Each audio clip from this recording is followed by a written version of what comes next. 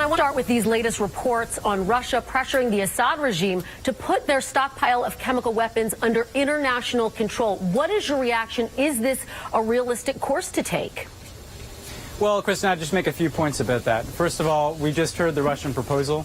We'll obviously have to take a hard look at it. Any transfer of Syrian chemical weapons to international control would be a positive development. But we've been highly skeptical of the statements out of the Syrian government on chemical weapons to date. They have not even declared their chemical weapons stockpiles. They've used chemical weapons in violation of international prohibitions. So we'd be very skeptical, and we want to make sure that there is a verification mechanism to ensure that they're following through on any commitment they make. The last point I make, though, is an important one, which is we're only having this discussion around this Russian proposal in the context of the threat of U.S. action. And what's clear is the threat of U.S. action, the credible threat of U.S. military action, is what is bringing forward these types of ideas. And that makes it all the more important that we don't let the pressure off. We continue to make clear that there are going to be consequences for Assad for his use of chemical weapons.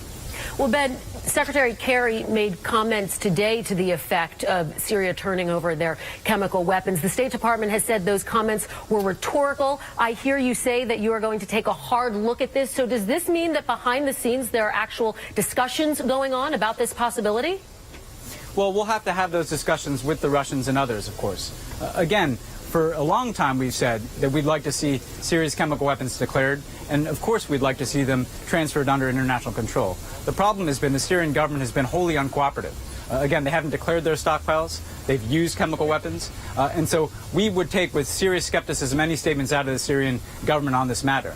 But again, we will look at this proposal. I just make clear, Kristen, it's a very important point. The fact is that this has been put forward for over a year now. The Russians have not been a constructive partner in trying to deal with the issue of chemical weapons in Syria for the last year. It's only now, faced with the threat of U.S. military action, that we're even having this discussion. And I think that makes it all the more important that we continue to move forward.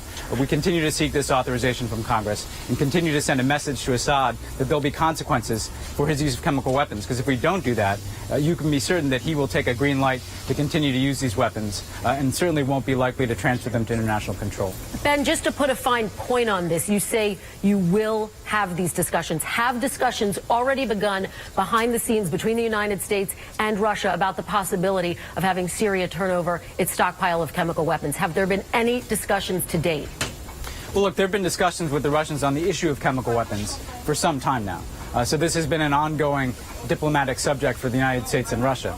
On this specific proposal, the Russians just came out with it today, so I think we'll just have to follow up with them and with other countries going forward to assess the seriousness of this proposal and to assess whether or not the Syrian government will actually follow through on any commitment that they make in this regard.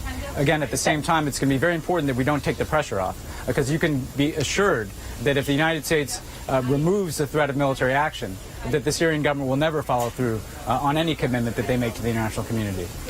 I want to have you take a listen to some